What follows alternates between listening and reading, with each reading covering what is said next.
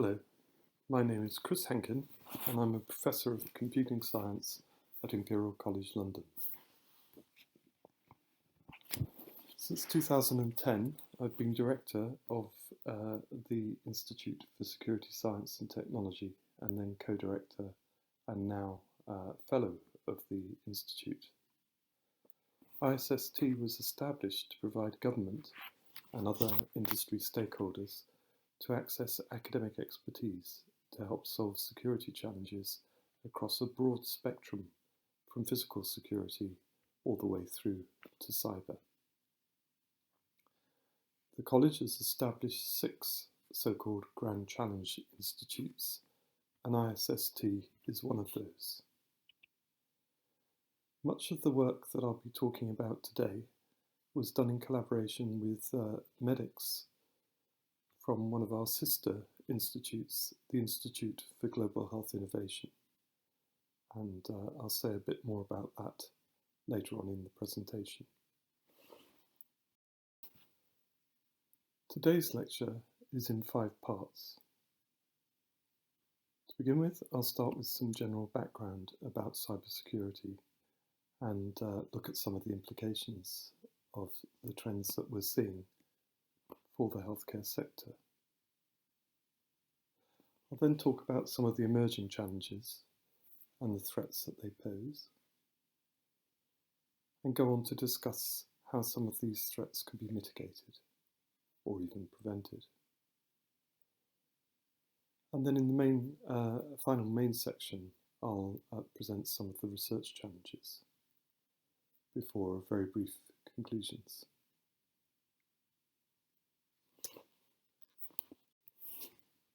So first, some background.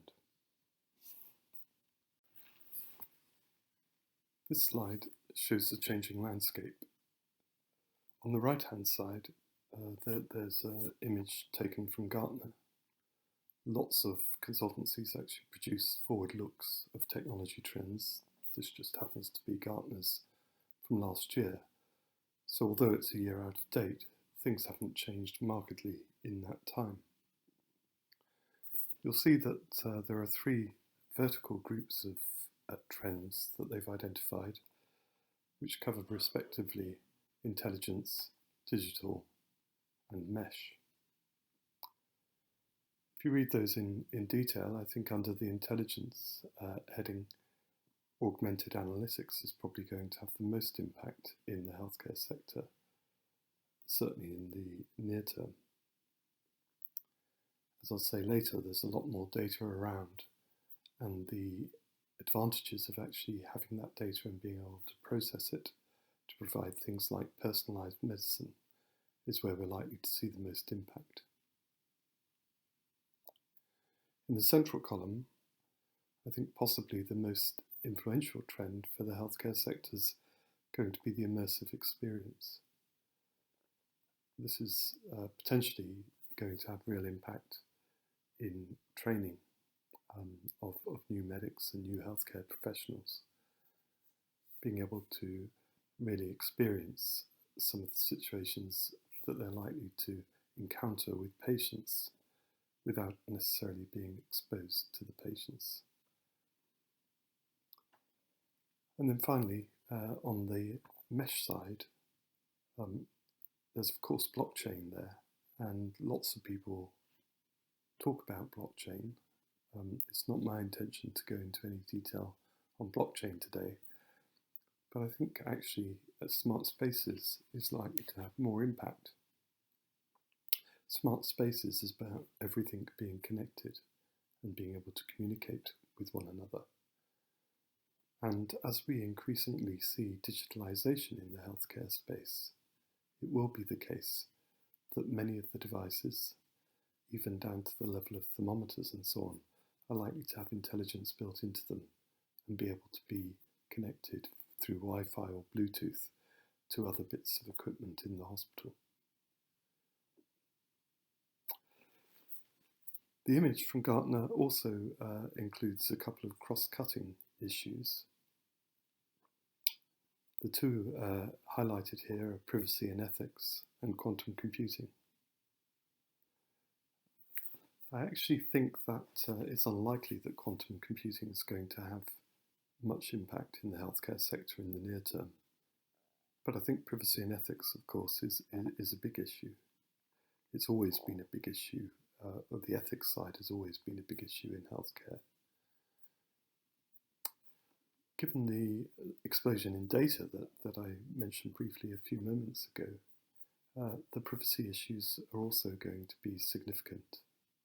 Just as a bit of a digression, I completed a couple of years ago a project looking at whether social media could be used as an early signal of disease outbreaks in a population. We had quite a successful experiment and developed a tool which ingested Twitter data and was able quite accurately to spot disease outbreaks and also do a certain amount of forecasting as to how the disease might spread in the community. Given the time lag in public health data, this was potentially quite a useful service. At the time, somewhere between 10 and 20% of people using Twitter actually had location services turned on, so the tweets were geolocated, which made them incredibly useful for localizing where the outbreak was actually happening. We recently tried to do the same thing to help public health officials actually respond to the COVID outbreak. What we found, and what has been reported quite generally by Twitter themselves, is that because of the privacy debates and so on, now less than 1% of the tweets which are generated actually have geolocation information. And that makes that data much less useful for the purposes which we had previously applied it to. If I could move over briefly to the left-hand side of the slide, where I've just listed some headlines that I picked out as trends which are going to have an impact in the healthcare sector and indeed in our lives more generally. I've spoken about the increasing pace of data creation, and I've just told you about a project which tried to exploit some of that for healthcare purposes. Domo.com is a good source of information about how data is exploding at the moment.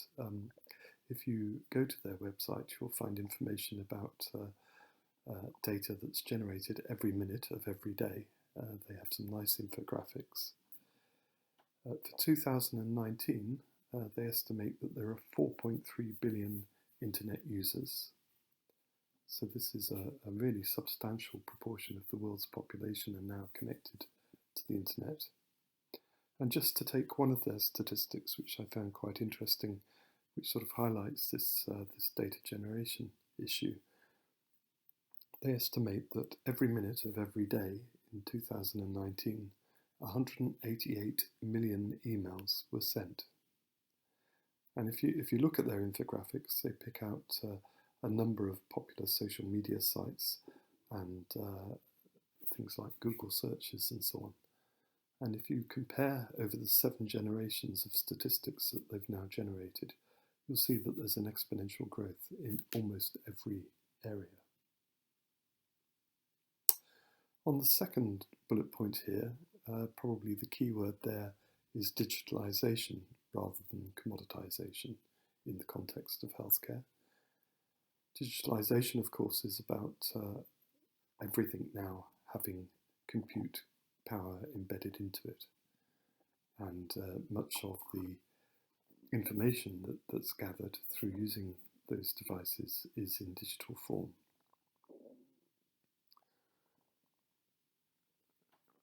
We'll see later on how this can be used and also prevent a risk in that the attack surface within a healthcare environment is very much expanded by the fact that so much compute power is embedded in devices where we might not expect to find it.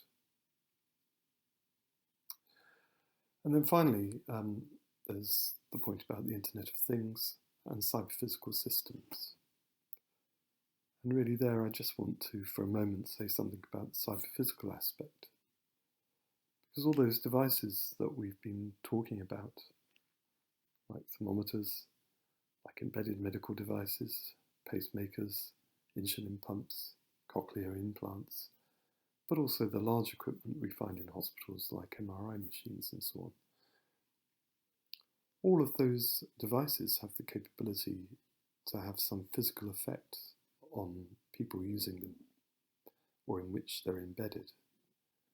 So now, in this new world, and in fact more generally, most of the devices in the world going forward will be cyber-physical in some sense. In this new world, cyber threat often results in physical harm. It's not just about data theft anymore, but real physical harm can happen to people and to things as a result of cyber interference. Okay, so we'll now move on to look at some of the advantages of these trends for the healthcare sector. So here we have a number of areas where it's anticipated that some of the trends I've just spoken about will have an impact, a positive impact on the provision of healthcare services. Robotic surgery is already beginning to be quite an established area. Colleagues at Imperial have certainly been working in this area using Da Vinci robots for about 10 years now. One might anticipate that better data, both about the patient themselves and also about the population at large, will enable better diagnostics. Digitalisation, whilst it may have a downside that I spoke briefly about just now, also increases the functionality of equipment and maybe makes it easier for the operators of equipment, particularly large equipment in hospitals, to actually control the equipment. The availability of data to hospital managements, healthcare managements, potentially allows the better use of resources. Following on from the Twitter experiment that I spoke about briefly a few moments ago, we've also been looking at using similar techniques to work with emergency first responders, ambulance services, etc. And some social media companies looking at, in particular, traffic data to actually get better response to trauma incidents. And then actually for individuals, having more data about their backgrounds, about their genetic makeup and so on, enables the potential for personalised medicine, much more personalised services to actually treat their health. And some of these things have been highlighted by the recent COVID-19 pandemic. It's certainly been the case that modelling by epidemiologists and so on has come to the fore. But as we move out of COVID-19, the issues around testing, contact tracing, and further forecasting to see where hotspots might be and also to respond to such situations is very much at the forefront.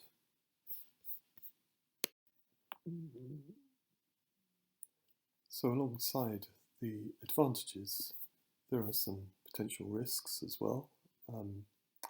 Patient data is a valuable commodity. Cyber criminals are very interested in stealing patient data because it contains personal identifiable information such as dates of birth, addresses of the patients, and certainly in countries like the US, it may also contain credit card details, for example. So patient data actually sells for about $1,000 per record on the dark web, maybe a bit more now. We talked about digitalisation, and I talked about some of the advantages of that from the point of view of functionality and controllability of medical equipment. the downside, the risk, if you like, is that when the medical equipment is deployed, it's often expected to operate for multiple years, running the software that it comes in the box with, for example. So a lot of medical equipment is running out-of-date operating systems. And indeed, MRI machines, for example, were running Windows XP at the time that WannaCry hit. So the worm that was spreading the ransomware was potentially able to exploit the weakness in the MRI equipment.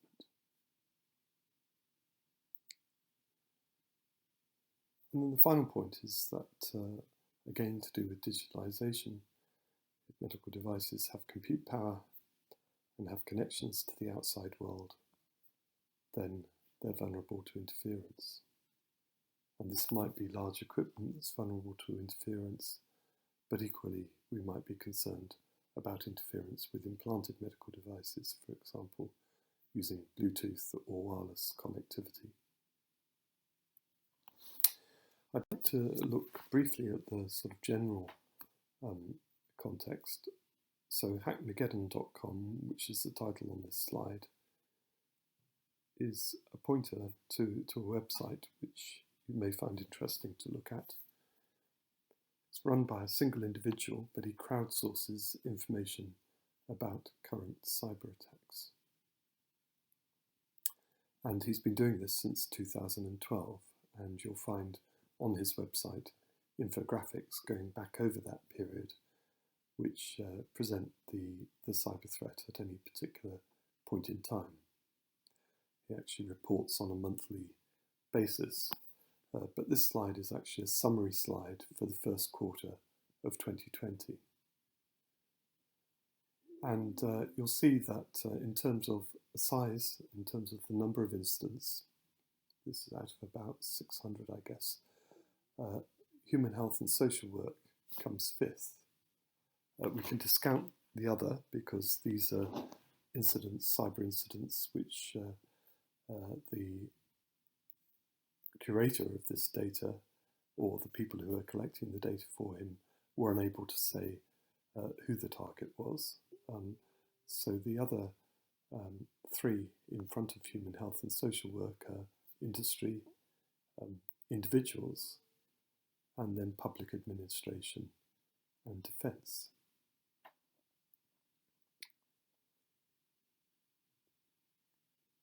The human health and social work sector was actually subject to 41 attacks. That's shown in the bottom of the slide. You can see how many incidents there were in each of the sectors in the pie chart down there. And then up in the top right-hand corner, I've looked at what are the main vectors for attack in the human health and social work sectors.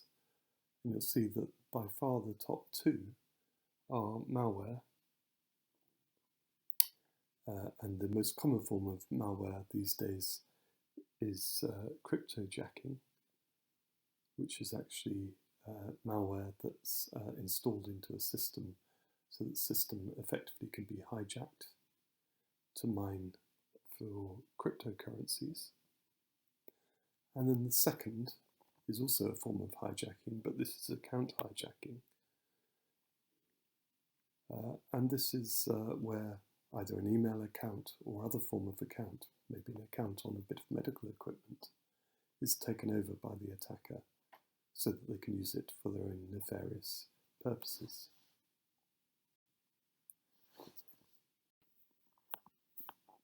The US Department of Health and Human Services looked at the top 5 threats in 2018, so a year or so before the hackmageddon.com data that I've just presented. The top 5 threats that they identified then on this slide, at number 1 is email phishing attacks. So these are attacks which are emails sent from someone that the recipient thinks they know or might want to be contacted with, or apparently sent from those individuals. And the email either contains attachments which might have malware embedded in them, PDF files or Word files, or might encourage the recipient to visit a website from which malware will be downloaded when the browser actually visits that website. Although this point talks about email phishing attacks, the attackers have become more sophisticated over time, and email isn't the only vector that they use. There's also smishing attacks, which involve SMS texts, which actually encourage the recipient to do things which expose them to data theft or the installation of malware onto their smartphones. And also, now that we have voice over IP telephones, there's also attacks which can be mounted through those, and those are sometimes referred to as phishing attacks. Moving on, ransomware. I've spoken about WannaCry.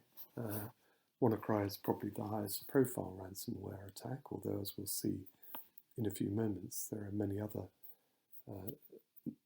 groups using ransomware to interrupt healthcare services. WannaCry was very high profile though. In the UK, it's sometimes referred to as an attack on the NHS. It wasn't actually designed as an attack on a specific organisation. It was actually seeking out legacy software, various versions of Windows software, in fact, to attack systems. And it just so happened that in the UK, many NHS trusts and so on were running versions of Windows XP, which was one of the systems that was vulnerable to the WannaCry worm. So in the end, WannaCry affected 60 NHS trusts in the UK, almost 600 general practices, and impacted on thousands of patients who either had their appointments cancelled or their treatments interrupted in some way. Third point is about loss or theft of hardware. So this ranges from really PCs and so on being left on trains and things like that, but also hardware, mainly computer hardware, being stolen from hospitals and other healthcare service outlets. And of course, the danger here is that if the data and so on those devices is not encrypted, then anyone who finds the device is able to access it, potentially. We'll talk more about insiders later, but insiders, as the word implies, are people who are potentially employed by a healthcare provider. So they sit inside the organisation rather than being an attacker on the outside of the organisation. I suppose they really come in two flavours. There are accidental insiders and malicious insiders. The accidental insiders are people who maybe don't follow the cybersecurity policy that the organisation has, or are not very careful about their passwords and so on, so inadvertently they expose the system to an attack. Or they might take data home, for example, and leave it where someone else can pick it up. The malicious insider is someone who deliberately sets about either taking data or taking hardware away from the organisation for criminal use. And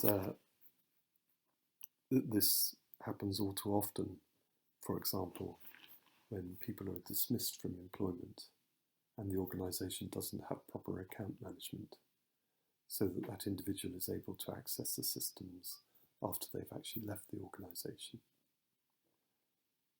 In my own area of interest, a famous example of this is an Australian water company who dismissed one of their engineers, but left him with his account and his passwords unchanged for a considerable amount of time after he'd left the company.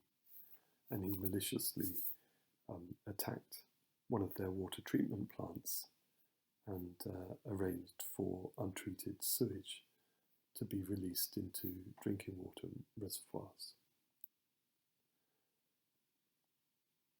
And then the final point we've already spoken about, and I've got a more detailed example a little later on, which looks at attacks on smart medical devices.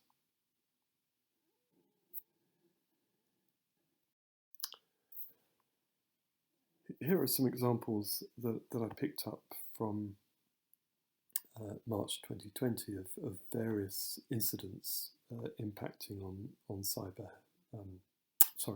healthcare. So in the top right-hand corner, there's an incident which happened in March 2020, which used a form of ransomware known as Maze. It was an attack on a UK medical firm, as the headline says.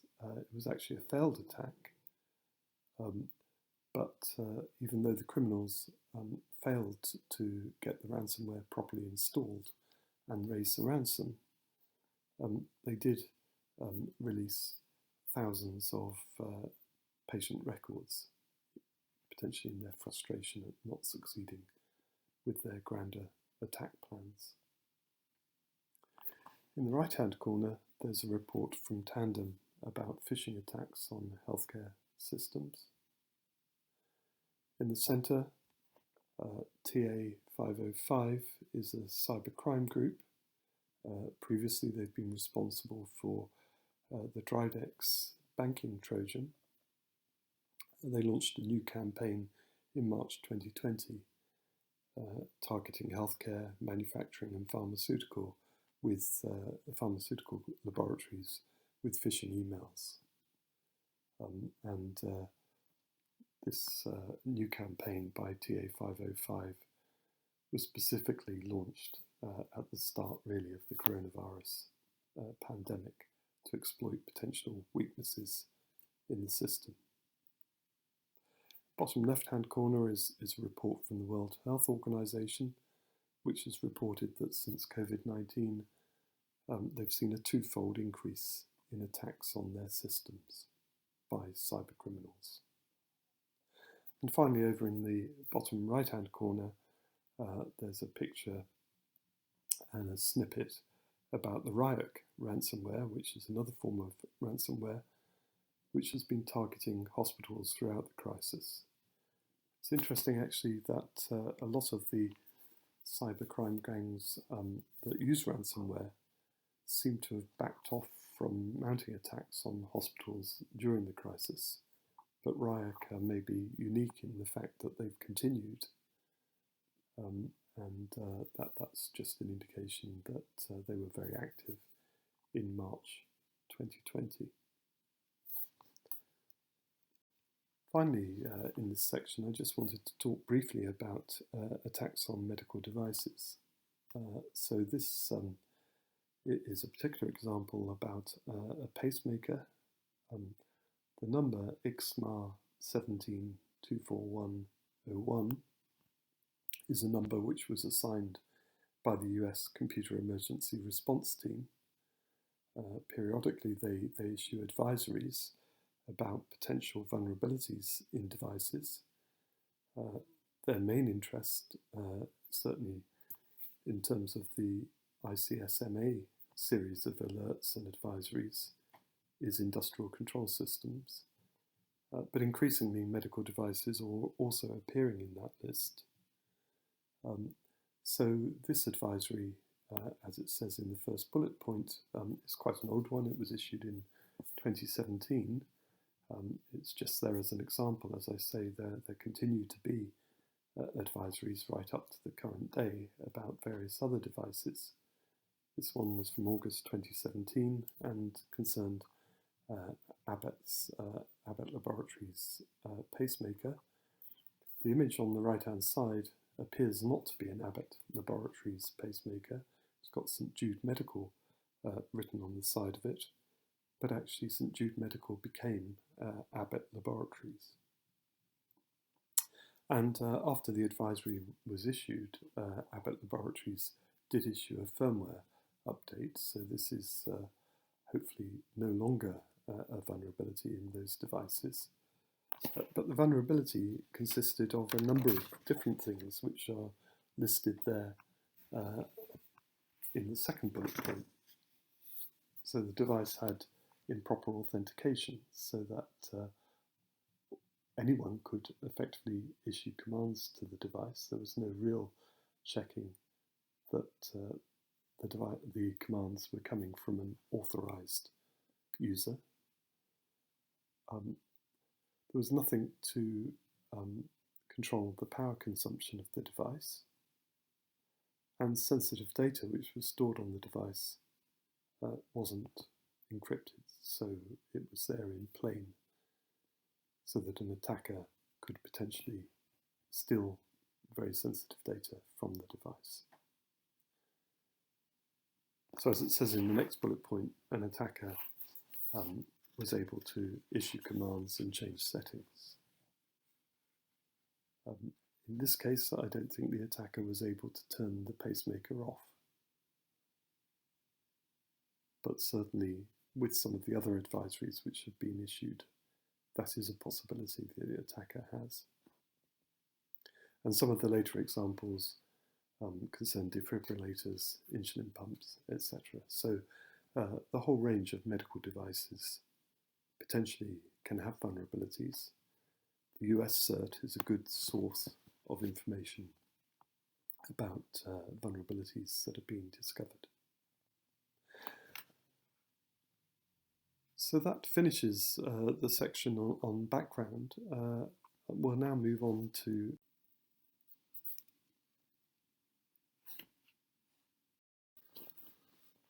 much of the material that I'll cover in this section is based on the report Improving Cybersecurity in the NHS.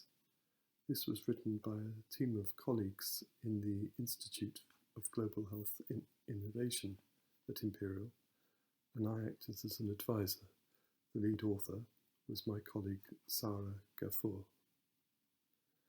The report was launched at the UK Parliament in June 2019 and is available from the IGHI website.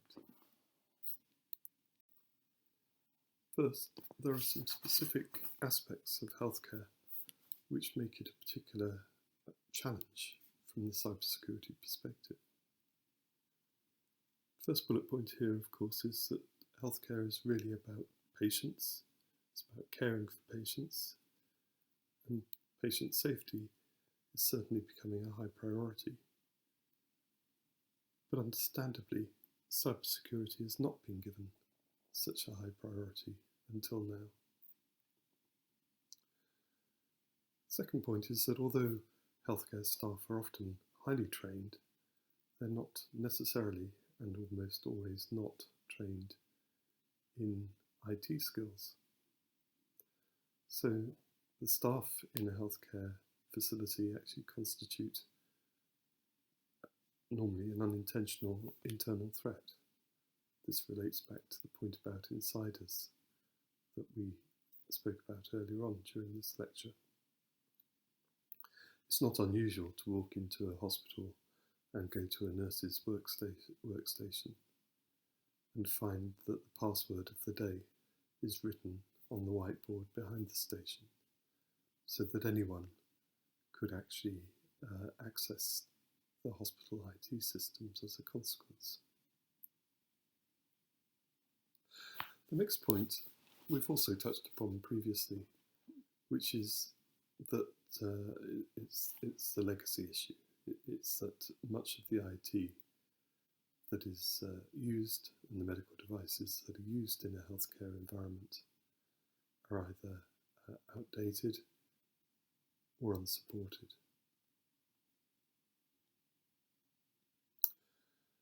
And then, because of the lack of IT focus, that's clearly not the primary focus of healthcare, often there aren't very many cybersecurity specialists within the environment.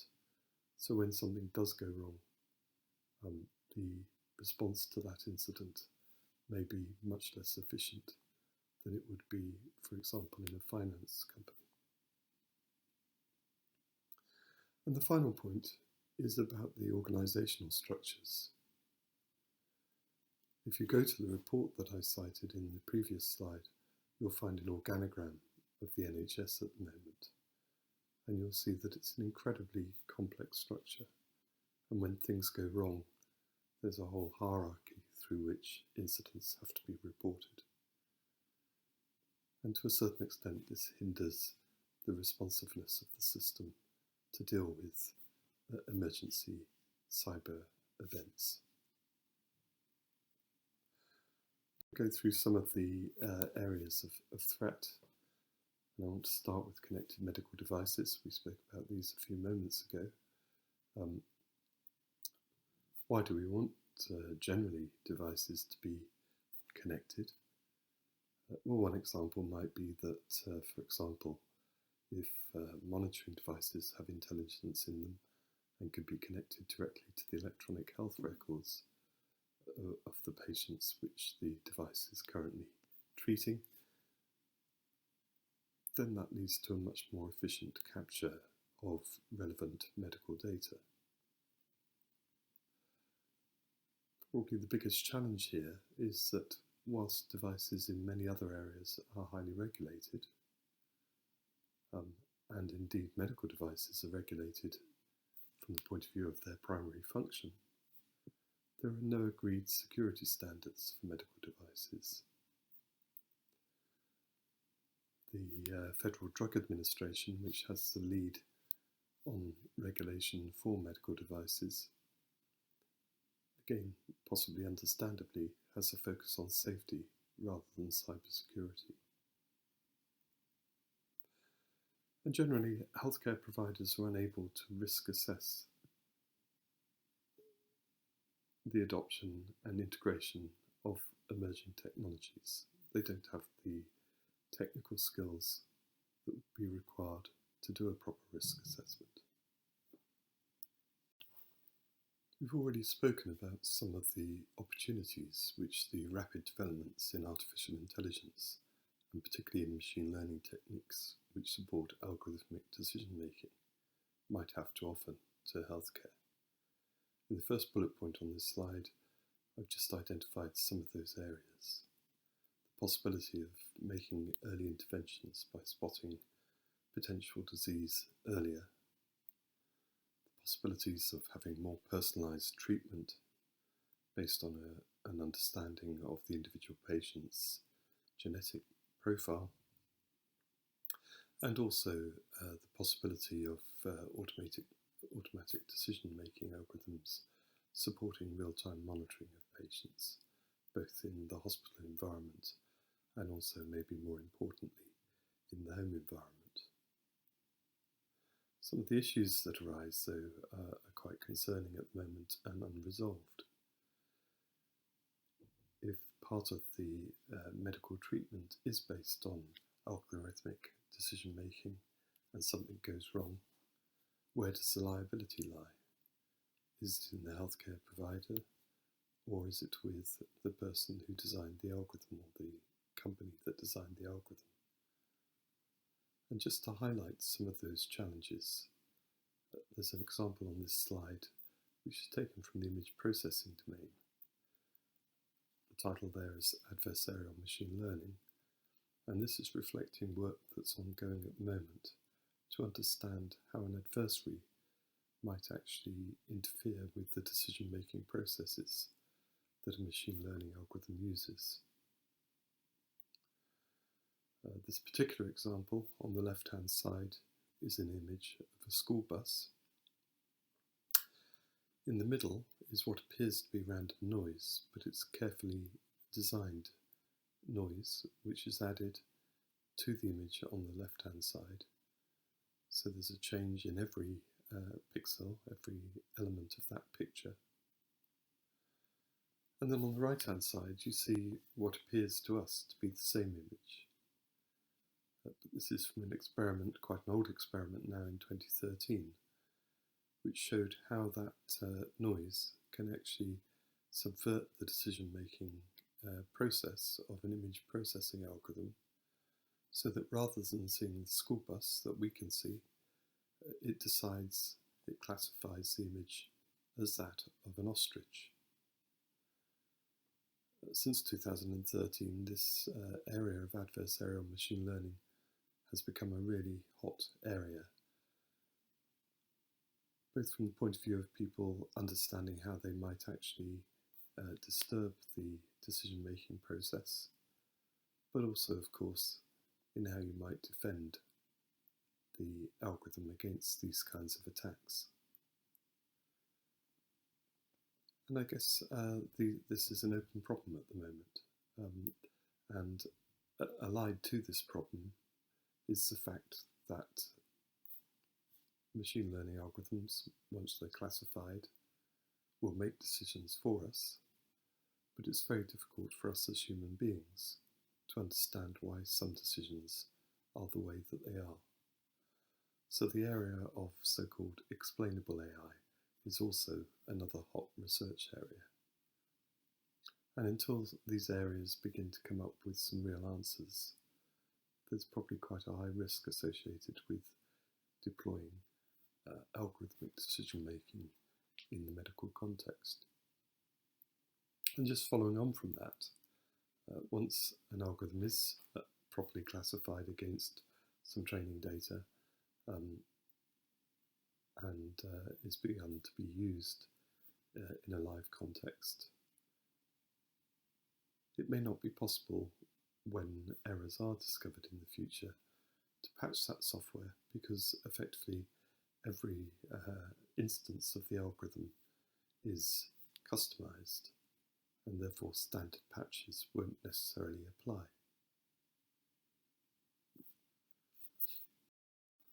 Electronic health records will be at the foundation of the digital healthcare system. It will be important that organisations have the right kind of architecture in place to control access to electronic health records, so that healthcare professionals can actually access the data when they need it, but to ensure they only access the data that they need, depending on their role within the system. The move towards electronic health records raises once again an issue that we've spoken about earlier in this lecture, which is the ransomware threat. Ransomware potentially could disable the access that professionals will need to deliver the care. And therefore, going forward, this is likely to be a more substantial threat as more and more health records are moved into the digital world. And then finally, many healthcare systems have the ambition that in the fullness of time, patients will have access to their own EHRs. But this raises a significant challenge in terms of educating people, citizens, to understand the cyber risks, so that through accessing their electronic health records, they don't inadvertently open up another part of the attack surface whereby criminals could target individuals to steal their health data, rather than targeting hospitals and other parts of the healthcare system. Robots of one kind and another are likely to play an increasing role in healthcare provision. Areas where we might expect to see robots used more extensively in the future include in making observations of patients, robot-assisted surgery, and potentially in the long term independent execution by the robot for routine surgical procedures, and also in the wider population, robots assisting the elderly and other frail individuals in living in their own home environments. If the full vision of robotic application is to be realised, then there's clearly a significant reliance on artificial intelligence techniques. We would expect the robots to be smart in some sense. And I've spoken about some of the vulnerabilities of machine learning a couple of slides ago, and these vulnerabilities equally apply to the smartness of the robot. So we'll need to see some progress in terms of explainable AI and defense against adversaries for machine learning algorithms before this can really be a safe way forward. And talking about safety, of course, there's the issue of mixing robots with humans, both in terms of the clinical environment, but also in the home or ward environment in a hospital.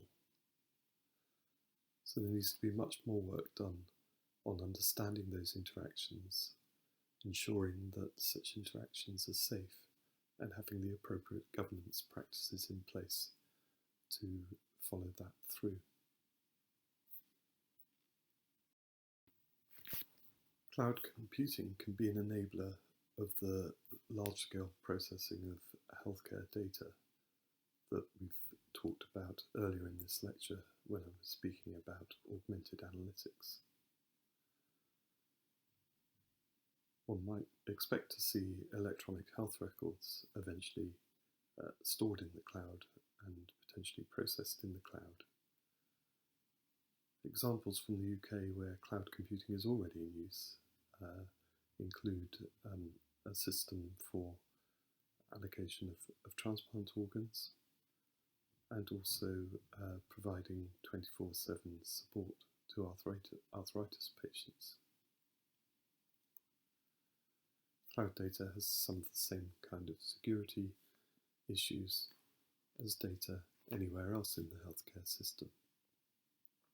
Data will need to be protected when it's actually stored in the cloud, possibly encrypted in some way, but also when it's being moved around the system. And of course, regulatory frameworks that are already in existence will need to be complied with, but will also potentially need to be updated to recognise the fact that data isn't stored locally within the healthcare system as cloud computing becomes more prevalent.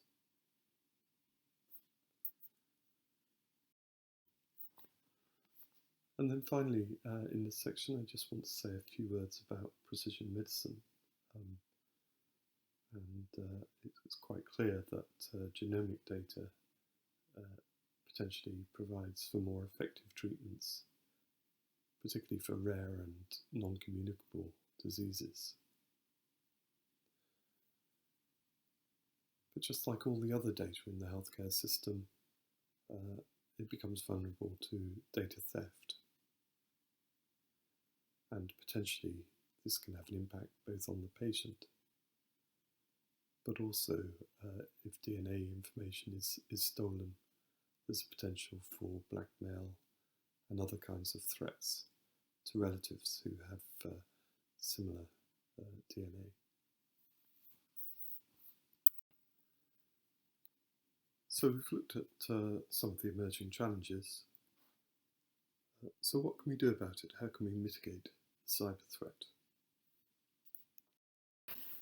So this slide presents the 10 steps to cybersecurity designed by the National Cybersecurity Centre in the UK. This is about a process, and at the heart of the process is risk management. In order to perform risk management, you need to know what your assets are. You need to assess the risk to those assets and then you need to manage that risk. And really this must be at the highest level of the organisation. Going round the inner circle is a process of making risk, cyber risk, a priority for the board, producing a supporting risk management policy or policies, and also this process of determining what risk you're willing to tolerate, what your risk appetite is. Around the edge of the slide, there are 9 controls, 9 steps that should be taken to protect the system. These range from network security through educating the users of the system and raising their awareness of the cyber threat, using antivirus software on systems to prevent malware penetration, having policies around the use of removable media,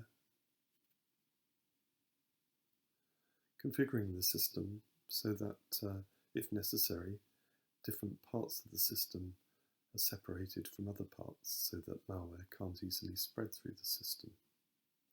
So having a secure configuration. For example, it may be that the MRI equipment, although connected to the internet potentially for data gathering and for remote diagnostics and so on, needn't necessarily be connected to the IT system. It should be separated somehow so that malware which has compromised the general IT system of the healthcare provider isn't able to go on and infect equipment like the MRI machine. In the context of industrial control systems, many of the recent examples of cyber-physical attack that we've seen have been conducted in just that way. The system has not been properly separated from the enterprise IT system, and the attacker has managed to compromise the IT system and then pivot into the control system and interfere with the operation of the control system. So this is a known way for such systems to be attacked. Then on the right-hand side of the slide, there's issues that we spoke about briefly in the context of electronic health records, which is about managing user privileges. So this is to do with access control.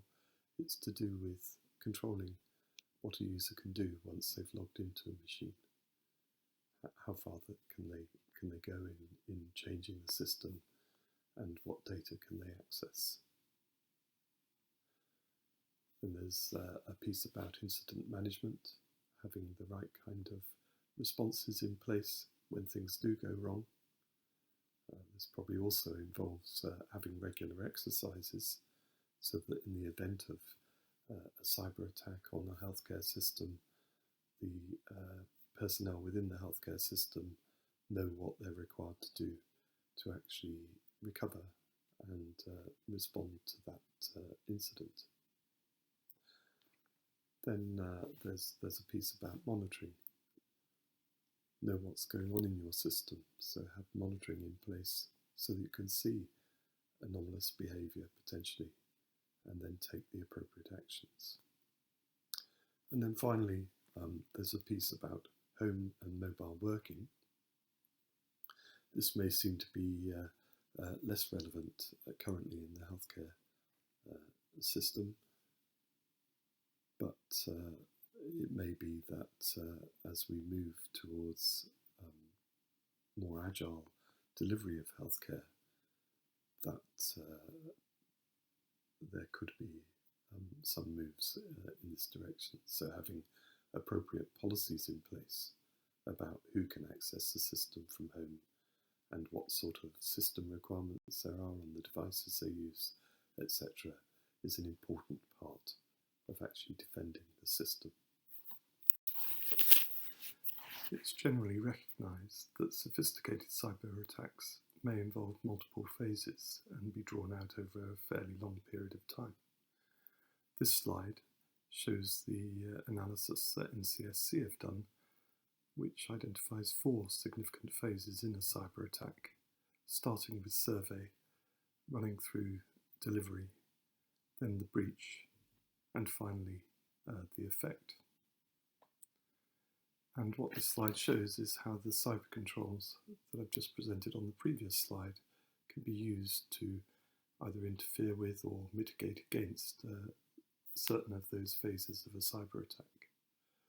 So survey is all about the attacker doing reconnaissance of the system that they intend to attack, to identify potentially vulnerable individuals that they can target phishing emails to, and generally finding out about the weaknesses in the system. And about the only thing you can do at this stage to prevent a cyber attack is to have good user awareness through education, so that the users actually understand the implications of opening emails from senders that they don't recognise and clicking on links or opening files when they're not expecting to receive them. The delivery phase is all about the malware actually being installed on a machine, and there are a variety of controls that one can put in place to mitigate against that. We've talked about network perimeter defences, things like firewalls and so on, and malware protection. Having a suitable password policy for the most critical systems would seem to be a sensible thing to do, and actually ensuring that you have a secure configuration. So I've just spoken about that and how you might want to make sure, for example, that an attacker can't get to control an MRI device through the enterprise IT system. Once the malware is installed, the attacker will try to activate it and then perform the attack. So that's the breach phase, and there are a number of things again that can be done there, and I won't go through them all in detail at this stage. And then finally, there's the effects of the attack and what you're going to do to recover from it. I want to go through some of these issues in a little more detail and say some things specific to the healthcare system. So first of all, I'd like to talk a little bit about awareness. So when we say awareness, up until now, I guess I focused mainly on individual users within the system. But actually, the awareness has to be at all levels of a healthcare system. So it has to be at the individual level, certainly, but the organisation needs to be aware of its risks and the threat that it faces. And in a country like the UK, where there's a national level organisation of healthcare provision, then the whole system also needs to somehow have an awareness of the cyber threat. And of course, this is an ongoing process because we've talked about some of the emerging technology that will become more and more prevalent. And it's important that as that new technology is adopted in the healthcare system, users know how to operate it safely, but also how to operate it securely. And last year, I published a paper with medical colleagues at Imperial with the basic message that security is a patient safety concern. So if you implement poor cybersecurity discipline within your organisation, you're not only exposing the organisation to things like data theft and ransomware that we've spoken about, but you're also potentially jeopardising the safety of your patients. And we've already spoken a little bit about WannaCry. When WannaCry hit the world in the UK, its main impact was on NHS trusts, and 60 trusts were affected, as I said earlier, 595 general practices, and thousands of patients. A study a year on after WannaCry found that at least 7,000 outpatient appointments were cancelled, and at least 139 urgent cancer referrals were delayed. So it's had a really significant impact. Alongside awareness, there also needs to be education. The organisations need to develop a security culture and educate their staff to avoid being trapped into clicking on links or opening attachments to suspicious emails. Even in security-conscious organisations, the click rate on well-crafted phishing emails can be as high as 30%. And people must understand, as I've said on the previous slide, that cybersecurity is not just an IT concern, but a patient safety issue as well. And therefore, in the report from Imperial, there's a recommendation that all staff who have any access to digital equipment or patient records in any sense have an annual mandatory training program to actually ensure that they're up to date with the latest cyber threats and what to do about them.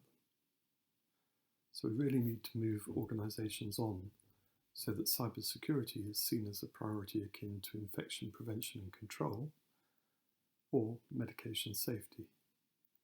So certainly in many UK hospitals now, it's very unusual to have MRSA outbreaks. And of course, medication safety, delivering medications to patients and so on is strictly controlled.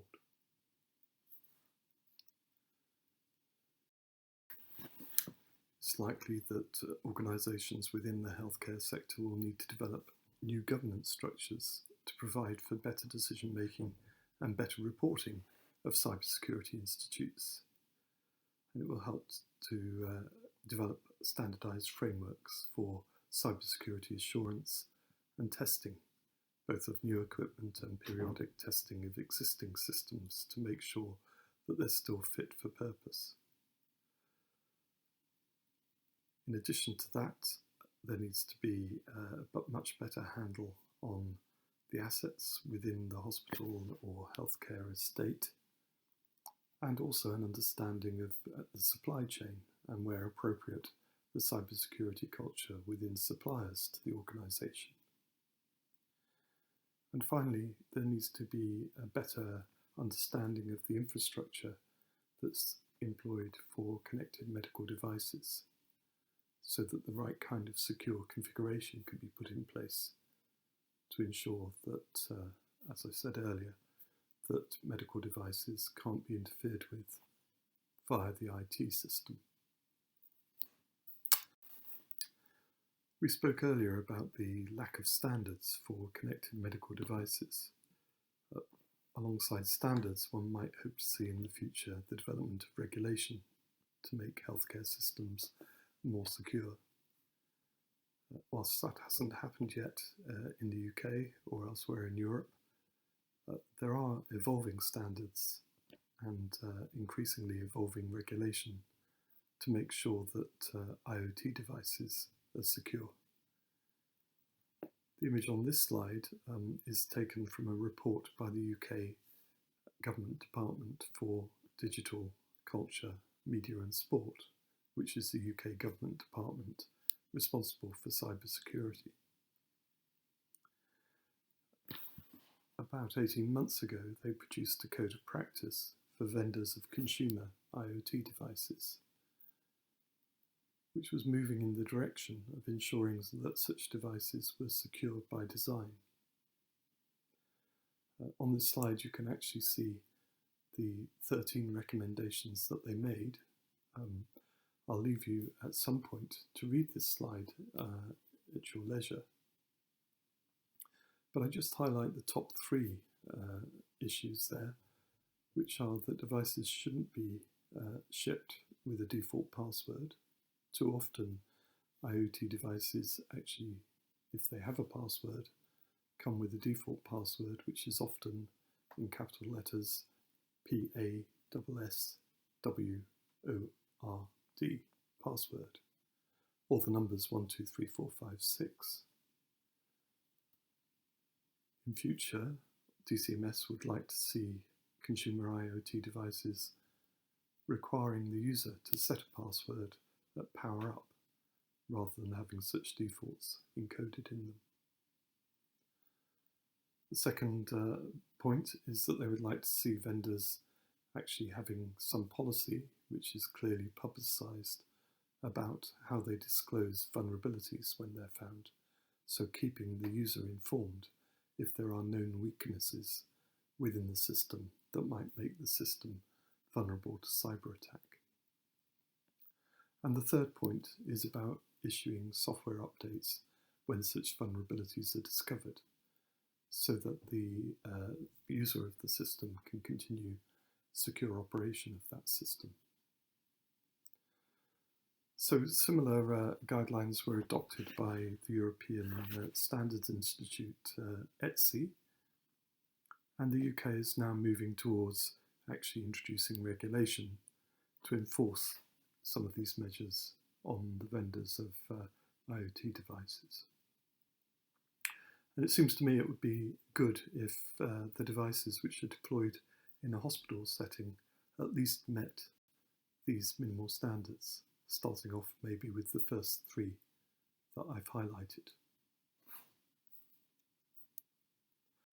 I want to say something about secure infrastructure, because we've talked about secure configuration, and really that's painting a fairly ideal sort of picture of how we would like to organise the systems. The NHS, and I'm sure healthcare systems in other countries, face quite a challenge to actually achieve that ideal. Because, for example, in the UK, the NHS is only spending about 1 to 2% of its budget on IT, as opposed to 4 to 10% in many other sectors. The higher numbers, the 10%, will be in sectors like finance.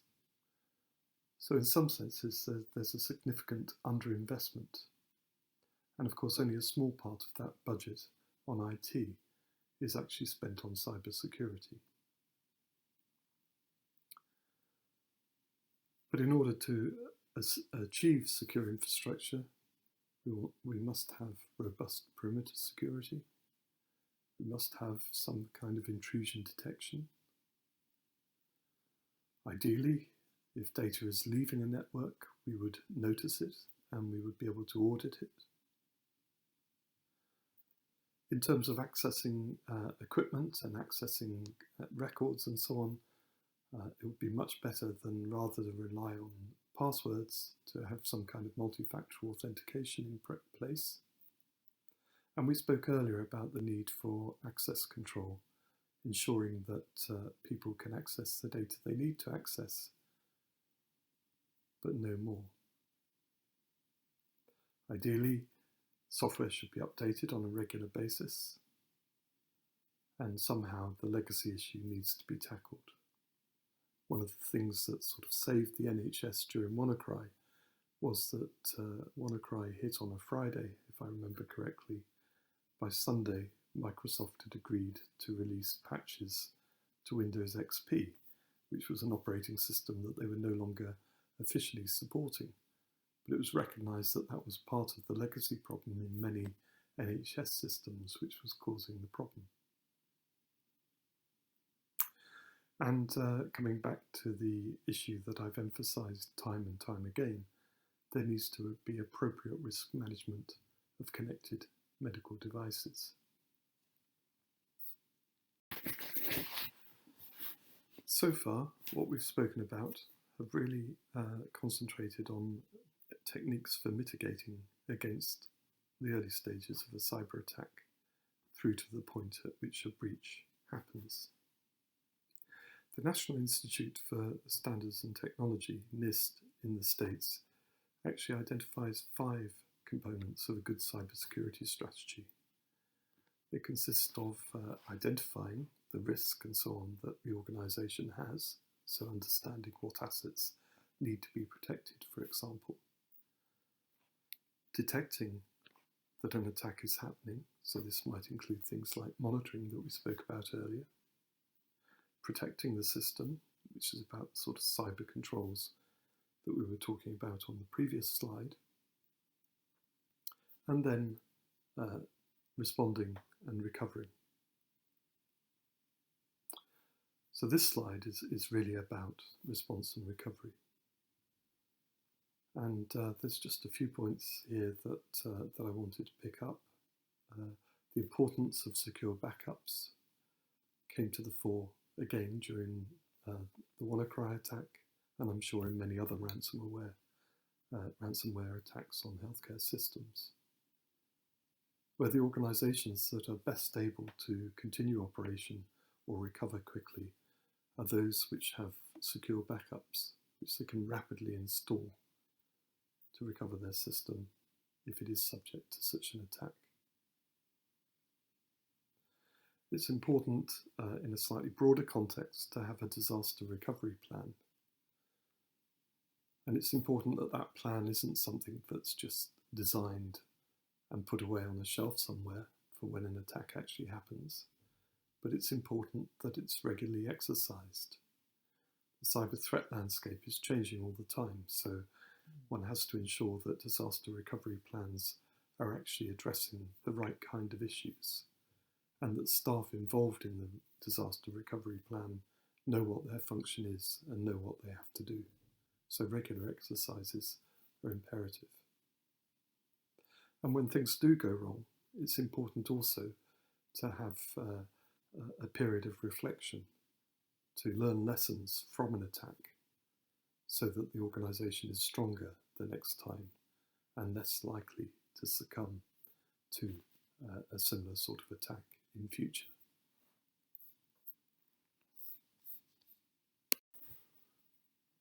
Of course, the healthcare system in any country is an essential service to that country. Many operators of essential services became subject to a new directive from the European Union in 2018 called the Network and Information Security Directive. And this was a directive which puts in place in each member state of the European Union a set of regulations which try to ensure that operators of essential service provide some kind of continuity of service even through a cyber attack. So it's about that resilience piece that I've started talking about on the previous slide. So in the UK, the organisation responsible for putting out guidance around the NIST directive is the National Cybersecurity Centre, although the role of actually enforcing the regulation falls to individual government departments. The NCSC has developed a cyber assessment framework which provides guidance to organisations for those that are operating those essential services. And it's really built around 4 objectives, which is about managing security risk, protecting against cyber attack, detecting cybersecurity events, and minimising the impact of cybersecurity incidents.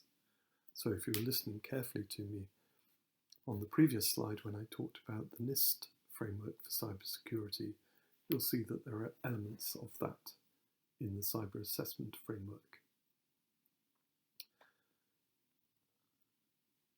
The CAF, as it's called, provides an approach to assess to what extent cyber risks are actually being managed by the organisation responsible.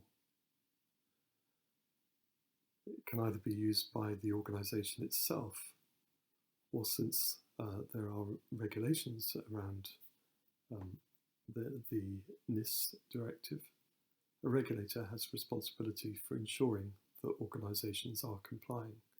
So the CAF also provides a tool to regulators.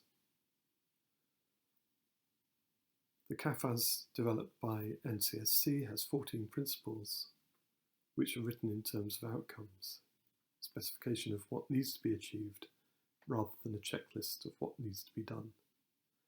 So NCSC is trying to avoid a kind of approach to tick box compliance that we see all too often when these sorts of regulations are imposed. And those outcomes are basically grouped within these 4 objectives that I mentioned.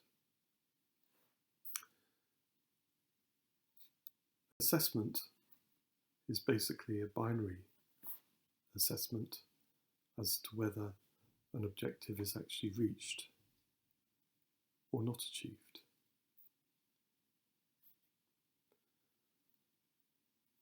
So this particular slide is about exercising. So it's part of the resilience piece that I spoke about a couple of slides ago.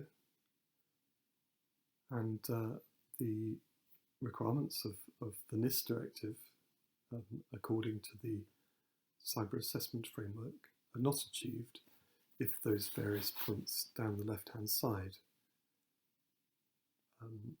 or at least one of those, is true about the system. So exercises test only a discrete part of the process, or incident response exercises are not routinely carried out, or outputs from exercises are not fed into the organization's lessons learned process, or exercises don't test all parts of the response cycle.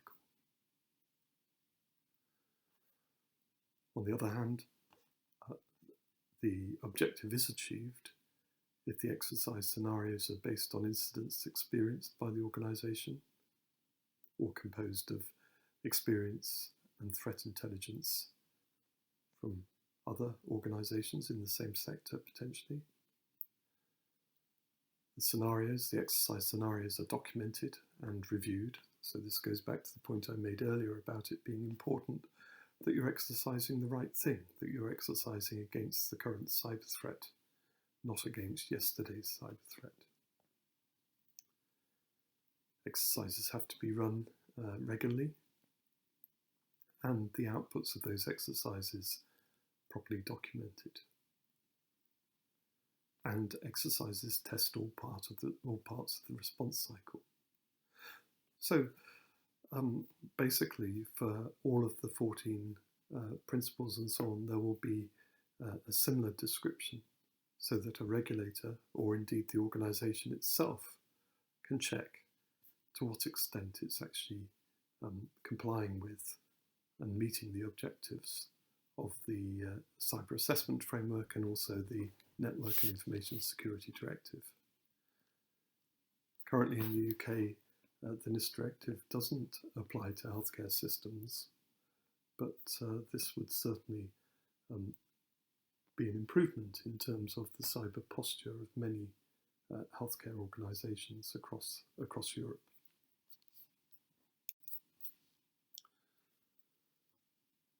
So on this slide, there's some advice which is specific to the National Health Service within the UK, which is giving advice on connected medical devices.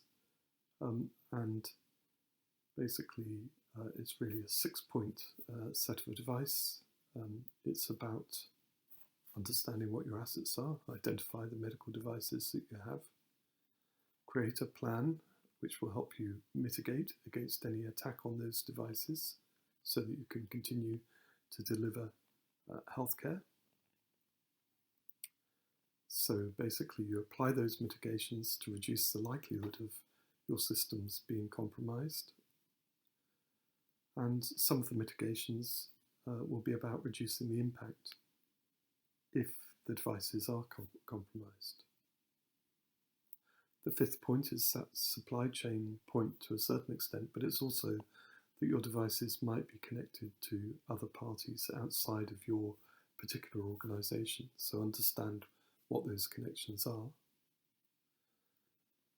And of course, as I've said previously, this, like so much else of what I've said, shouldn't be just a one-off process, it's a continuing process. So the NHS advice is that organisations should periodically review the estates, the assets that they have, the medical devices that they have within their estate. Just a few more points about reducing likelihood and reducing impact. So how can you reduce the likelihood? Well, basically, prevent access to untrusted services. So, for example, you may put in controls so that either email or web browsing are disabled from the device. Or if they are enabled, then ensure that emails and websites from untrusted sources are blocked. The second point is about removable media and also mobile media. So you might want to prevent or reduce access from the device to removable media so that people can't take data away from the device. And also, one shouldn't be able to interfere with the operation of the device using a smartphone or a tablet. This runs a little bit counter to certainly some of the moves in Industry 4.0, where a number of vendors are actually using as part of their advertising campaign the fact that devices and so on the factory floor can be controlled from mobile devices like smartphones and tablets. But the NHS advice in a medical setting is that that isn't allowed to happen. We've talked about secure configuration a few times, and that's really the third bullet point here, using slightly different terminology, but it's about ensuring that access to the network is highly constrained and only people who are entitled to access the network can do so. And the network is segmented or separated so that into potentially different sectors, so that devices in one part of the hospital are separated by firewalls or other protection mechanisms from other parts of the hospital, in particular the enterprise IT system. The fourth point is really about something called the principle of least functionality. And this is about ensuring that devices which are deployed in a healthcare system only have the functions enabled that are necessary for them to perform the task for which they're intended. So we said earlier that one of the effects of digitalization is that devices have full compute power embedded into them. That full compute power allows all sorts of things, potentially. As I said earlier in presenting this slide, things like email and web browsing. If the device is something like a large piece of hospital equipment, then it's unlikely that you would really need to be able to browse the web or access email from that piece of equipment. So that function should be completely, or those functions should be completely disabled, so that only the necessary functions are enabled. And the effect of ensuring that is that the attack surface for that particular device is minimized as far as it reasonably can be. There certainly will be situations in which it will be necessary for people to remotely access some of the devices, but that should only be where absolutely necessary. So it might be necessary, for example, for the vendor of certain medical equipment to be able to remotely access that equipment for fault diagnosis or for routine maintenance. That should be allowed, of course, but it must be carefully controlled. And then finally, to reduce the likelihood of compromise, one has to have proper user management in place. So this is about access control, it's about user accounts, it's about ensuring that people who need to access the equipment can, but no one else can. And this user management has to go on throughout the whole life cycle of the device, through to disposal of the device and ensuring that sensitive data and so on is all properly deleted. before a device is disposed of. And then about reducing the impact of compromise. So really this continues from the previous slide. It's about least functionality in terms of services, so removing access to services so that only the functions that are needed, that are absolutely critical, are enabled. It's about the secure configuration, network zoning, so that individual bits of equipment or classes of equipment are in the same zone if they need to potentially be connected together. But other equipment, which is for other purposes like the enterprise system, are not actually connected directly to that equipment.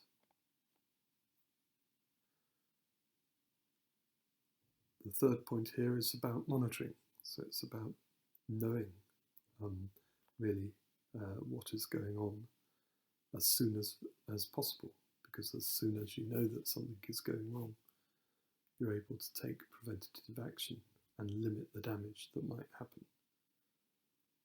So in order to achieve that within the healthcare system, there needs to be a security operations center that's responsible for monitoring network traffic, for example, monitoring what's happening with data and so on leaving the organization, and in a position to easily spot anomalous behavior and take action to mitigate against it.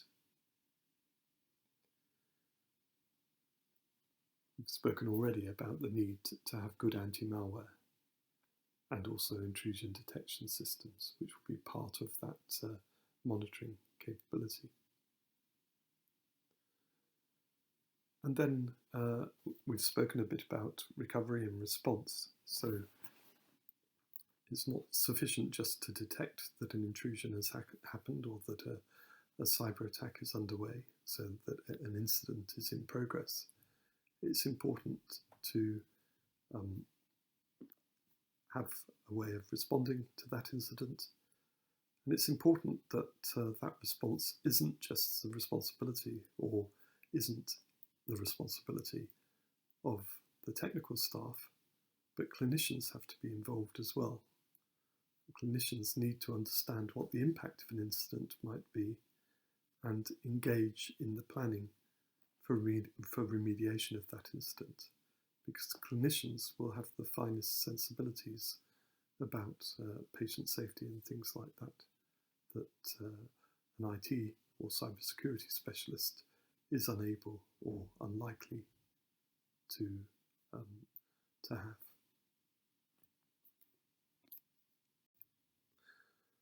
So for the final main part of this presentation, I'd like to talk about some research challenges.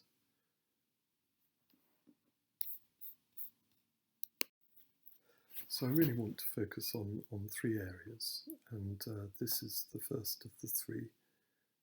There's 2 bullet points on this slide, as you can see. They're both about measurement. The first is really to have an understanding, a quantified understanding of the scale of cyber incidents in healthcare systems. It's certainly true in the UK that cyber incidents often go unreported in the healthcare system. And we need to get much better at capturing the fact that a cyber incident has happened. This will require a multifaceted approach. It's not something that cybersecurity specialists can do by themselves. It will require collaboration with clinicians and with others in the healthcare system to really understand what the cyber threat is. And an understanding of that will help to ensure that adequate resources are actually devoted to combating the cyber threat. Second point is about quantification, measuring, if you like, the impact on patients and the organisations themselves. We've already seen on a couple of occasions earlier in this lecture the impact of WannaCry, for example, in terms of cancelled appointments and cancelled treatment for critical patients. So the failings which result from cyber incidents do have harm on patients. They also have impact on the organisations themselves. And we need to do research to have a better understanding of what those impacts are. The second area is about understanding resilience, and that has a number of different aspects. The first of which is really understanding the interdependencies between between organisations and the system flows within the organisation and with third parties. There needs to be an understanding of the patient flows, how a patient moves from service to service within the healthcare system, the demand for hospitals, and the knock-on effect to other local services if things potentially go wrong. And there needs to be a better understanding in the UK context of the impact of having shared infrastructure. So in the UK, many of the healthcare IT systems, 23,000 of them, spread across 20,500 organisations, are all connected via the N3 national spine. And the effect, of course, if there's a disruption in that spine, is much more widespread as a consequence of all of those systems and organisations which are reliant on that service. In the past, so in other contexts, people have looked at these interdependencies and modelling them and understanding the impact of interdependencies. The diagram on this slide I find quite a useful mechanism for thinking about and understanding some of those interdependencies. This was developed by the London Resilience team, looking at failures in a particular essential service and how that might impact on other essential services. So the health sector is represented on this diagram in the top left-hand quadrant, and in the centre you can see that this is about electricity failure. So this is about disruption of the power distribution system in a city. And the purpose of the ripple diagram is to study the impact of such a failure at various points in time. The authors are rather unspecific about what each of the concentric circles represents, and for different services the concentric circles might represent different time periods. Here we might be talking about in the first few minutes, after a day, after 24 hours, and then if the failure is ongoing for longer than one day, maybe to the extent of a week or weeks, then you get to the outer circle. So for the healthcare sector, they consider acute healthcare, primary and community healthcare, and then broader impacts on the community at large. And just looking at the acute healthcare sector, you'll see that it's expected within the first few minutes after an electricity failure, emergency power, emergency generators will kick in. If the failure goes on for a little longer, you might potentially see a rise in admissions into acute medicine from vulnerable people. And if it goes on for a matter of days rather than just a few hours, then you might actually expect to see that elective and non-emergency cases have to be postponed. In fact, just as we've seen during the COVID crisis. And also there may be challenges to some diagnostic procedures. So one can debate about the actual sort of content of these diagrams. I'm just presenting this as a potential sort of mental aid for thinking about some of the interdependencies that need to be researched into, consequent on the previous slide. The final area I want to talk about is behavioural research. I've picked out 3 points here and then a cartoon, I guess. But talking about 3 points first, I mean, the first point really is recognising that healthcare is really about looking after patients. So we have to ensure that systems that we put in place don't get in the way of doing that. Clinicians will occasionally need to access medical equipment and medical data very quickly in order to treat a patient, and security mustn't be a barrier to them being able to do that. The second point is we've spoken about the need for mandatory training on an annual basis to ensure that people are up to speed with the current cyber threat. We have to recognise also that these systems are often used in high pressure environments, emergency response to the situation of the patient at that particular point in time. We know that when people use computers, they often make errors. And of course, although we would like them to have annual training, that probably won't happen. And therefore, things are going to go wrong. And we need to make sure that the systems that are deployed in the healthcare environment are resilient, that's a word we used a few slides ago, and actually protect as much as possible against that human error and the fact that people may not be as trained as we would like them to be, and they're also trying to do things in a very high pressure environment. And then all of those issues sort of get slightly exacerbated when we look to the aspiration of many healthcare providers that in the long term, at least, patients will have access to their own medical records. And we'll be looking at those on systems over which we have no control. And we need to ensure that the systems are designed, the medical systems that they're accessing are designed in such a way that it mitigates against poor cyber hygiene and lack of awareness on the part of the patients, so that they don't expose themselves to undue threat. And I think I mentioned earlier on in the talk, walking into a hospital, visiting the nurse's desk and seeing that the Wi-Fi password was written on the whiteboard so that everyone could access the system.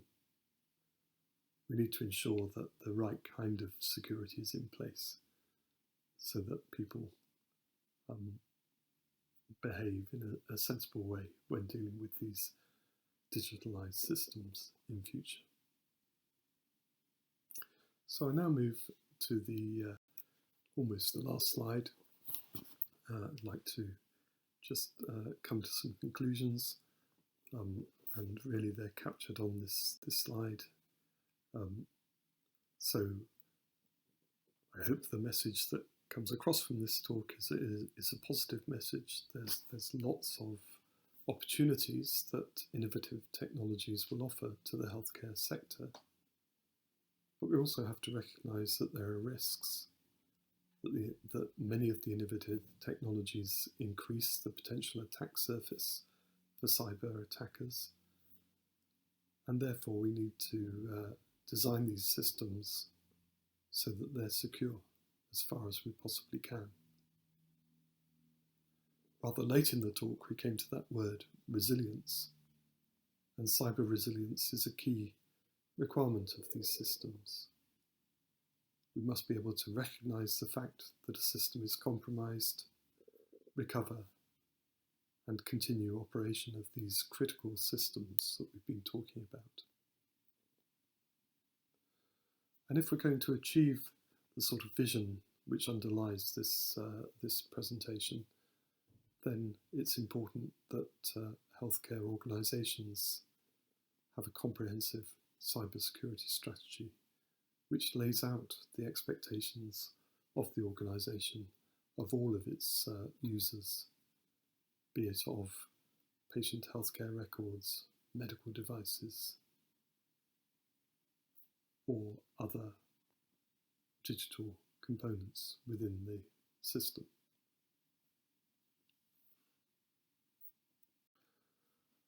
I hope you found the lecture interesting.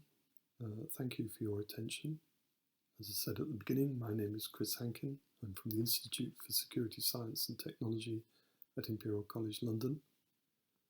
And should you have any questions about anything I've said during this presentation, you'll find my email at the bottom of this slide.